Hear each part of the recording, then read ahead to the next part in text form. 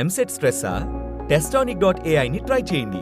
Free mock test, custom test, AI insights మరియు performance tracking కూడా. Register now. Schedule కులాల ఉపవర్గీకరణకు సంబంధించి సాంఘిక సంక్షేమ శాఖ చేసిన ముసాయిదా ఆర్డినెన్స్కి ఈరోజు రాష్ట్ర మండలి ఆమోదం తెలిపింది. ఏదైతే గౌరవ ముఖ్యమంత్రి గారు చంద్రబాబు నాయుడు గారు ఉద్దేశం, అదేవిధంగా అంబేద్కర్ గారు కానీ జగజ్జీవన్ రావు గారు కానీ ఎప్పుడూ కూడా ఆలోచించే విధానం సమాన స్వేచ్ఛా అవకాశాలు ఉండాలి, సమాన అవకాశాలు ఉండాలని ఒకే ఒక ఉద్దేశంతో వాళ్ళు చేసిన ఆ రోజు తీసుకున్న నిర్ణయం, ఆ రోజు నుంచి ఈ రోజు వరకు కూడా ఆ నాయకుల తాలూకా మార్గదర్శకాలతో ఈరోజు నడుస్తున్న ప్రభుత్వాలు మనందరం కూడా చూసాం.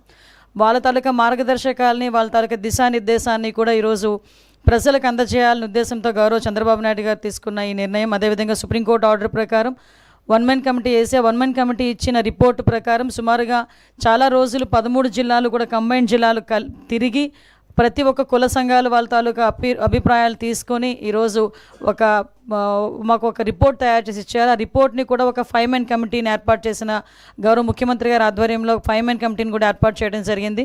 5 మెన్ కమిటీ ఇచ్చిన రిపోర్టుని బేస్ చేసుకొని ఆ రోజు మంత్రిమండలిలోని ఒకసారి మనం అందరం దానికి ఆమోదం పొందాం. అది మళ్ళీ కేంద్ర ప్రభుత్వం దగ్గరికి వెళ్ళి మళ్ళీ తిరిగి ఆర్డినెన్స్ రూపంలో వచ్చిన తర్వాత ఆ ఆర్డినెన్స్ని కూడా ఈరోజు రాష్ట్ర మంత్రిమండలి ఈరోజు ఆమోదం పొందడం అనేది నిజంగా చాలా మంచి పరిణామం కింద భావించాలి. ఇందాకే సార్ చెప్పారు, అందరికీ కూడా స్వేచ్ఛ సమానత్వ అవకాశాలు రావాలి అని ఒకే ఒక ఉద్దేశంతో ఎంతో వెనుకబడిపోయిన రెల్లి కులస్తులు లాంటి కులస్తుల్ని కూడా ఈరోజు 1% రిజర్వేషన్ ఇచ్చి వాళ్ళకి కూడా అన్ని ఉద్యోగ అవకాశాలు, ప్రమోషన్స్లోని కూడా వాళ్ళకి అవకాశాలు ఇవ్వాలని ఒక మంచి ఉద్దేశం. అదేవిధంగా మిగతా ఉపకులాలకు సంబంధించి ఓవరాల్గా 59 ఉపకులాల్లోని కూడా అందరికీ కూడా సమాన అవకాశాలు రావాలని ఈరోజు మంత్రిమండలి తీసుకున్న నిర్ణయాన్ని స్వాగతిస్తూ ప్రజలందరికీ కూడా తెలియజేయటం అయింది. అదేవిధంగా మీ అందరికీ తెలిసింది, ఇది పాత సెన్సస్ 2011 సెన్సస్ ప్రకారం రాష్ట్రాన్ని ఒక యూనిట్గా తీసుకోబడింది. చాలా సంఘాల నుంచి కొన్ని రిప్రజెంటేషన్స్ రావడం వల్ల గౌరవ ముఖ్యమంత్రి గారు కూడా మళ్ళా సెన్సస్ అయిన వెంటనే దీన్ని జిల్లాలకు ఒక యూనిట్గా చేసుకొని కూడా చేయడానికి సిద్ధంగా ఉన్నామని ఇప్పటికే సభలోని ప్రకటించారు, అసెంబ్లీలోని గౌరవ ముఖ్యమంత్రి గారు ప్రకటించడం జరిగింది. దానికి కూడా ఈరోజు ఎన్డీఏ గవర్నమెంట్ చిత్తశుద్ధితో కట్టుబడి ఉన్నామని మాత్రం మేము తెలియజేసుకుంటున్నాం.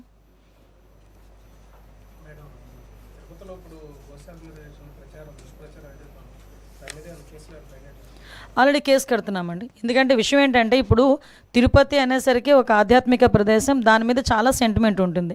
తిరుపతిలోని ఎక్కడైనా ఏదైనా చిన్నది అంటే మాంసాహారం ఎక్కడ దొరికినా, ఒక సిగరెట్ దొరికినా, లేకపోతే ఏదైనా మద్యపానానికి సంబంధించిన అంశాలు ఏమైనా దొరికినా కూడా భక్తుల మనోభావాలు దెబ్బతినే పరిస్థితులు ఉంటాయి. అటువంటి సిచ్యువేషన్స్లో ఒక అబద్ధపు ప్రచారాన్ని నిజం చేయడానికి వాళ్ళు చేస్తున్న ప్రయత్నాలు, సాక్షాత్తు ఇంతకుముందు ఆ తిరుపతి దేవస్థానం చైర్మన్ చేసిన వ్యక్తి బయటకు వచ్చి ఆ తిరుపతి దేవస్థానం తాలూకా ప్రాధాన్యత, దాని తాలూకా సెంటిమెంట్ తెలిసిన వ్యక్తిగా ఆయన అటువంటి కామెంట్స్ చేసేటప్పుడు ఆయన సెన్స్ పనిచేయాలి, చిత్తశుద్ధితో ఉండాలి. ఎందుకంటే ఇది దేవుడితో కూడుకున్న వ్యవహారం, దేవుడికి సంబంధించిన వ్యవహారం. ఇప్పుడు ఏదో మత సంబంధించిన ఘర్షణలు తీసుకురావాలి, ఎక్కడో law and order issues create అవ్వాలి. కాబట్టి ఈ రకంగా మనం చేయటం, ఇంతకుముందు మీకు తెలుసు ఒక పింక్ డైమండ్ అని చెప్పి ఒక రకమైన దుష్ప్రచారం చేశారు. అరే అసలు పింక్ డైమండే లేదు అని చెప్పి ఆర్కియాలజీ డిపార్ట్మెంట్ వాళ్ళు కూడా బయటకు వచ్చి చెప్పే పరిస్థితి వచ్చింది. అంటే ఏదో రకంగా తిరుపతి దేవస్థానం అంటే ప్రజల సెంటిమెంటు, దాని మీద ఒక బురద జల్లితే గవర్నమెంట్కి చెడ్డ పేరు వస్తుంది, దానివల్ల పూలన మత ఘర్షణలు తీసుకురావచ్చు అని ఒక దురాలోచనతో వాళ్ళు చేస్తున్న కామెంట్స్ తప్పించి వీటిలో నిజం లేదు అని నిన్న నిజాలు ఈవో శ్యామలారావు గారు చాలా క్లియర్గా చెప్పారు. ఎంత దౌర్భాగ్యం అంటే అక్కడ ఈవెన్ ఆ గోశాలకి 2023 నుంచి విజిలెన్స్ అధికారులని కూడా లోపలికి రానివ్వని పరిస్థితి, అంటే లోపల ఏం జరుగుతుందో కూడా తెలియని పరిస్థితి. అదేవిధంగా కనీసం ఆవులకి ఇచ్చే దానాన్ని కూడా కల్తీ చేసి అందులో కూడా కనీసం నాణ్యత లేని దానాలని కూడా పెట్టే పరిస్థితి కనిపించిందని సాక్షాత్తు ఈవో శ్యామలరావు గారు చెప్పడం జరిగింది. ఎవరైతే ఇలాంటి అసత్యపు ఆరోపణలు చేస్తున్నారో, అసత్యపు ఆరోపణలు చేసిన ప్రతి ఒక్కరి మీద కంపల్సరీగా చర్యలు ఉంటాయి.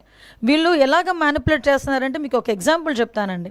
రీసెంట్గా మన హెలికాప్టర్ ఇష్యూ మొన్న జగన్మోహన్ రెడ్డి నడిచింది కదా, ఆ రోజు నేను మాట్లాడిన మాట ఏంటంటే భద్రత మేము 1100 మందిని భద్రతకి మేము అక్కడ అకామిడేట్ చేసాము, సో ఇది జరిగిందని క్లియర్గా చెప్తే నెక్స్ట్ డే సాక్షిలో ఏం రాశారు తెలుసా, 1100 మంది పోలీసులు మోహరించారు అని రాశాడు. అంటే ఆ రాసిన తెలుగు చూడండి ఒకసారి, భద్రత కల్పించేమో అనడానికి మోహరించేమో అనడానికి ఎంత తేడా ఉంటుందో. అంటే వాళ్ళు అలా రాసి జనాల్ని ఒక రకమైన ట్రాన్స్లోకి తీసుకెళ్ళడానికి ప్రయత్నం చేస్తున్నారు. సో మీకు ఎగ్జాంపుల్కి ఇది చెప్పాను, వాళ్ళ మైండ్ సెట్, వాళ్ళ మైండ్ గేమ్ ఎలా ఉంటుందని చెప్పడానికి. మీరు ఇందాక మన రామారెడ్డి గారు చెప్పారు, మత ఘర్షణలు తీసుకురావాలని ఏకైక లక్ష్యం. దానికి ఏం చేశారంటే పాపం పాస్టర్ ప్రవీణ్ పగడాల గారిని ఏదో రకంగా ఓన్ చేసుకుందామని చెప్పి ప్రయత్నం చేసి వాళ్ళ తాలూకా కొంతమంది మనుషుల్ని పాస్టర్గా క్రియేట్ చేసుకొని రకరకాలుగా వాళ్ళ మీద ఎంత అంటే ఒక పాస్టర్ నోట్ నుంచి కొన్ని పదాలు మనం వినం ఎట్టి పరిస్థితుల్లోని కూడా. అటువంటిది మేము పాస్టర్ ముసుగులో కొంతమంది బయటకు వచ్చి నోటికి వచ్చినట్టు మాట్లాడారు. అయినా కూడా గవర్నమెంట్ చాలా నెమ్మదిగా ఉండి ఇట్టి పరిస్థితుల్లోని సమయం కోల్పోకుండా పోలీస్ డిపార్ట్మెంట్ వాళ్ళు కానీ మేము కానీ చాలా బ్యాలెన్స్డ్కి వెళ్ళాం. ఈ మధ్యకాలంలో జరిగిన సంఘటనలు మీకు తెలిసే ఉంటుంది. నరసన్నపేటలోని ఒక టెంపుల్ మీద వెళ్ళి జీసస్ వర్డ్స్ రాయించారు, ఒక చర్చ్ దగ్గరికి వెళ్ళి జై శ్రీరామ్ అని రాయించారు. అంటే ఇలాంటి సంఘటనలు చూస్తుండేటప్పుడు ఏదో విధంగా మత కల్లోహాలు తీసుకురావాలి, ఇక్కడ లా అండ్ ఆర్డర్ ఇష్యూస్ని క్రియేట్ చేయాలి అన్న ఒక దృక్పథం అన్నది చాలా క్లియర్గా కనిపిస్తుంది.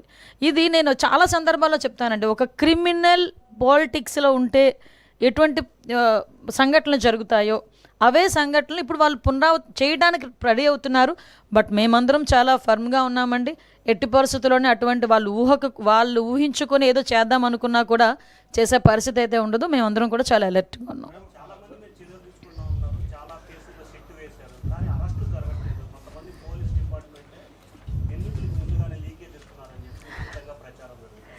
మీ దేవుడి దయ వల్ల మీరే ప్రచారం అన్నారు కాబట్టి సంతోషం.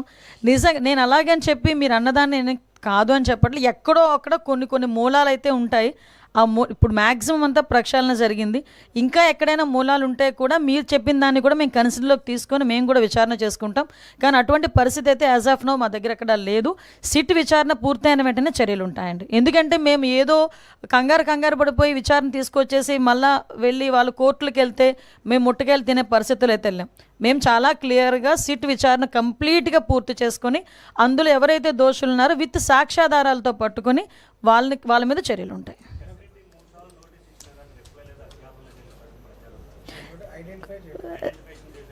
సార్ అది సిట్ చర్యలు దర్యాప్తు జరుపుతుంది.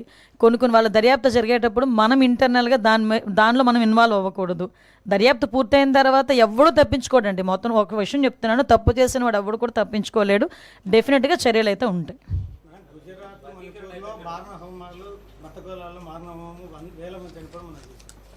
మన రాష్ట్రంలో అటువంటి పరిస్థితి పునరావృతం కాకుండా ఎటువంటి ముందు జాగ్రత్తలు సార్ ఎట్టి పరిస్థితుల్లోనే అటువంటి జరగవండి. ఫ్యాక్షన్ లాంటి ఊర్లనే చంద్రబాబు నాయుడు గారు అనే వ్యక్తి ఫ్యాక్షన్ లేకుండా చేసిన పరిస్థితి. నక్సలైట్స్ అలాంటి వాళ్ళు ఫుల్ ఫ్లెజ్డ్గా ఉన్న సిచ్యువేషన్ని కూడా కామ్ డౌన్ చేసిన పరిస్థితి. అటువంటి వ్యక్తి ఈరోజు మత ఘర్షణలు అని చెప్పి అంటే ఎవరో ఇంటెన్షనల్గా చేయాలి అనుకుంటే మేమే ఈరోజు మీకు చెప్తున్నాం, 2-3 ఇలా ప్రయత్నం చేశారు, మేము తిప్పుకొట్టుకున్నామని. మా దగ్గర పోలీస్ వ్యవస్థ అంత బలమైన వ్యవస్థ ఉంది. ఒక పక్క చంద్రబాబు నాయుడు గారు ఉన్నారు.